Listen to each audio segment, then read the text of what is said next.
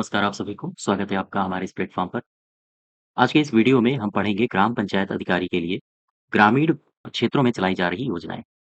उसी सीरीज़ को कंटिन्यू करेंगे और आज हम लोग पढ़ेंगे जवाहर रोजगार योजना के बारे में। जवाहर रोजगार योजना, ध्यान दो। जवाहर रोजगार योजना क्या है और जवाहर रोजगार योजना के घटक क्या हैं? ठीक है? इससे पहले मैं आपको बता दूँ, अगर आपने हमारी मॉक टेस्ट की सीरीज़ को जॉइन नहीं किया है, तो आप इसको ज़रूर जॉइन करिए, बहुत फ़ायदा मिलेगा। बहुत सारे नए-नए क्वेश्चन्स आप देखेंगे और मॉक टेस्ट 10 कराए जाएँगे। और इन 10 को जब आप 10-10 बार रिवाइज़ करोगे हर एक सिलेबस को, तो आपको सिलेबस पर भी आपकी पकड़ अच्छी होगी। आपका जो भी सिलेबस दिया गया है, उसी के अकॉर्डिंग ही मॉक टेस्ट है। और एक बात ध्यान रखनी है, ये पीडीएफ फॉर्म में दिए जाते हैं, मॉक टेस्ट, जिनको आप डाउनलोड भी कर सकते हो और इनका प्रिंट भी निकलवा सकते हो। इसके अलावा ये जो मॉक टेस्ट हैं, इनका 7 से 8 घंटे का डिस्कशन होता है। आप 10 मॉक टेस्ट करेंगे, इसमें लगभग 70 प्लस घंटों का आपका डिस्कशन होगा। तो पूरा कोर्स लगभग आपका रिवाइज़ हो जाएगा। इसलिए इनको ज़रूर जॉइन करिए, ठीक है? जवाहर रोजगार योजना में वापस आओ। जवाहर रोजगार योजना के घटक हम लोग पढ़ रहे थे। जवाहर रोजगार योजना के घटक, ठीक है? जवाहर रोजगार योजना के घटक, 3 घटक आप याद रखोगे। कौन-कौन है? 3 घटक में इंदिरा आईएवाई, आईएवाई बोले तो इंदिरा आवास योजना, इंदिरा आवास योजना, ठीक है? दूसरा घटक आप याद रखोगे 10 लाख कुआँ योजना, कुआँ योजना। और तीसरा घटक आप याद रखोगे operation black board, black board. तो ये 3 हैं, इंदिरा आवास योजना, 10 लाख कुआँ योजना और ऑपरेशन ब्लैक बोर्ड, जिसमें सबसे पहले हम लोग उठाएँगे इंदिरा आवास योजना को। एक बात ध्यान रखो, जवाहर रोजगार योजना कब शुरू हुई थी? 1989 1989 से, ठीक है? देखो, इंदिरा आवास योजना आईएवाई, इंदिरा आवास योजना, इसमें शुरुआत इसकी कब हुई? आप लोग बहुत कन्फ्यूज़ रहते हो। 1985 1985-86 में इसकी शुरुआत हुई थी। 1985-86 में जब इसकी शुरुआत हुई थी, तो एक बात ध्यान रखो, इसे स्वतंत्र रूप से नहीं शुरू किया गया था, इसे आरएलईजीपी के रूप में शुरू किया गया था। आरएलईजीपी के रूप में नहीं, बल्कि आरएलईजीपी का घटक के रूप में इसको शुरू किया गया था। अब क्वेश्चन ये आता है, ये आरएलईजीपी क्या है? आरएलईजीपी का मतलब होता है ग्रामीण भूमिहीन रोजगार गारंटी कार्यक्रम, ठीक है? ग्रामीण भूमिहीन रोजगार गारंटी कार्यक्रम। ये योजना कब शुरू हुई? ये योजना शुरू हुई थी 15 अगस्त को। 1983 को। तो 15 अगस्त 1983 से पहले से ही चालू थी ग्रामीण भूमिहीन रोजगार गारंटी कार्यक्रम। उसी के सह अस्तित्व में शुरू कर दी गई इंदिरा आवास योजना। ध्यान रखिएगा, शुरू तो 85 से हुई है, लेकिन स्वतंत्र रूप से नहीं, किसी की उपयोजना के रूप में शुरू हुई थी। ठीक है? इसको स्वतंत्र कब करी गई? देखो, 1989 1989 एक वर्ष आया, ठीक? इस दौरान क्या हुआ? इस दौरान परिवर्तन ये हुआ कि जेआरवाई शुरू कर दी गई। जेआरवाई मतलब जवाहर रोजगार रोजगार योजना। तो जेआरवाई शुरू कर दिया गया। 1989 में जेआरवाई योजना मान लीजिए ये है। इसी के अंडर में आपने अभी योजना एक पढ़ी थी, कौन-सी योजना? आरएलईजीपी। इसी के अंडर में आरएलईजीपी को कर दिया गया। ये जेआरवाई है और ये है आरएलईजीपी। अब मुझे बताओ, आरएलईजीपी की उपयोजना कौन-सी थी? इंदिरा आवास योजना। तो अब मुझे बताओ, जेआरवाई के अंडर में ऑटोमेटिक इंदिरा आवास योजना कब आ जाएगी? 1989 में। नहीं समझे? फिर समझो। ये है जेआरवाई, जवाहर रोजगार योजना, ठीक? ये जेआरवाई है।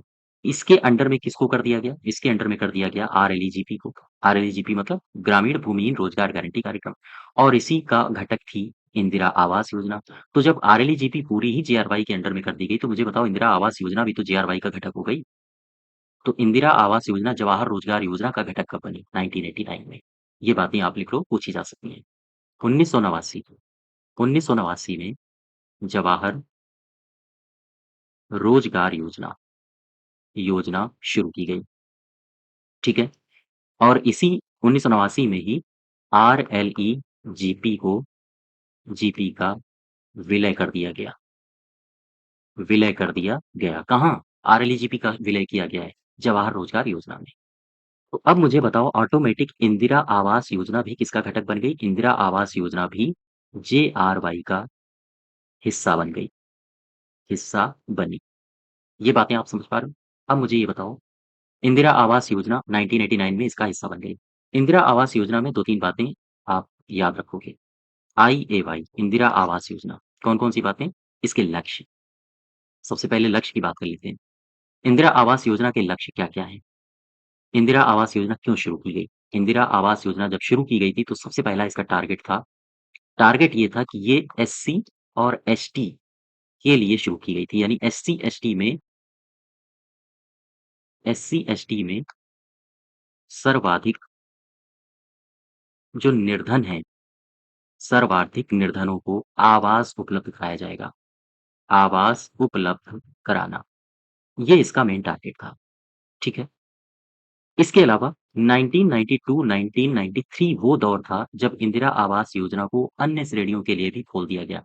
यानी अभी इसमें केवल एससी-एसटी लाभार्थी थे। 1992-93 से अन्य श्रेणी के लोग भी लाभान्वित होने लगे,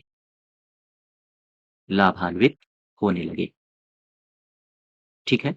बात समझ पा रहे हो? इसके बाद ये सब काम चलता रहा। जवाहर रोजगार योजना 1989 से चलती रही। लेकिन इंदिरा आवास योजना को 1996 में अलग कर दिया गया इससे। तो 1996 में इसे स्वतंत्र रूप से शुरू किया गया।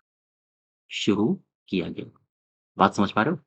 तो अगर आपसे पूछा जाए इंदिरा आवास योजना स्वतंत्र रूप से अस्तित्व में कब आई तो आप बताओगे 1996 में। वैसे 1985 से चल रही थी लेकिन उप योजना के तौर पर, ठीक है?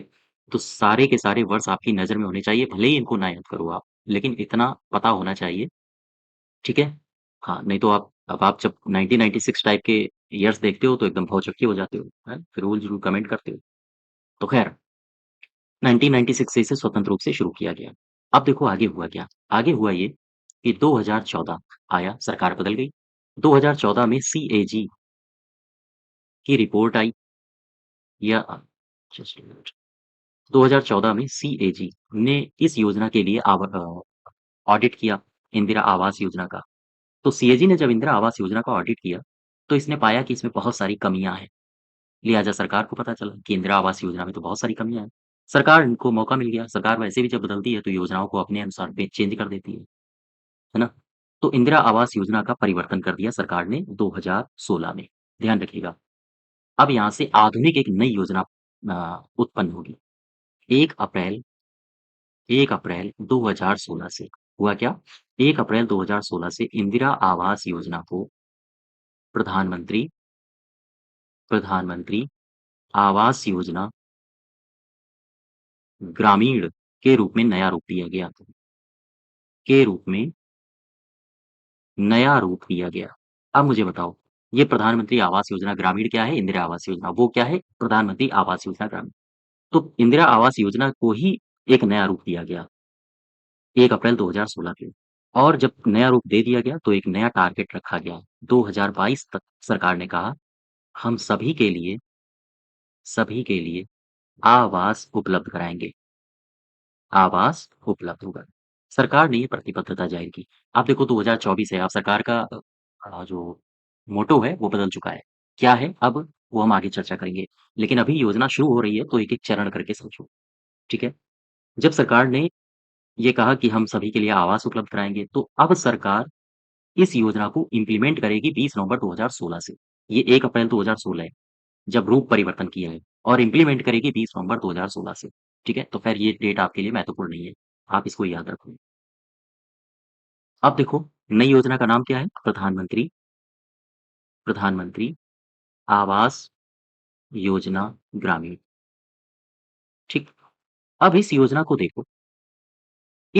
देखो और समझो। प्रधानमंत्री आवास योजना ग्रामीण कोई भी योजना जब शुरू करी जाती है तो कुछ उसकी विशेषताएँ होती हैं, कि वो क्या देगी पब्लिक को। तो इसकी क्या विशेषताएँ हैं? इसकी क्या विशेषताएँ हैं? सबसे पहली विशेषता और ये विशेषताओं पर ध्यान रखना है, इसमें मकान का आकार पहले 20 मीटर स्क्वायर था, अब बढ़ा के 25 मीटर स्क्वायर कर दिया गया है। इम्पोर्टेंट बात है आपके लिए, महत्वपूर्ण बात। इसमें मकान का आकार वर्तमान में कितना है? 25 मीटर स्क्वायर, पहले कितना था? 20 मीटर स्क्वायर।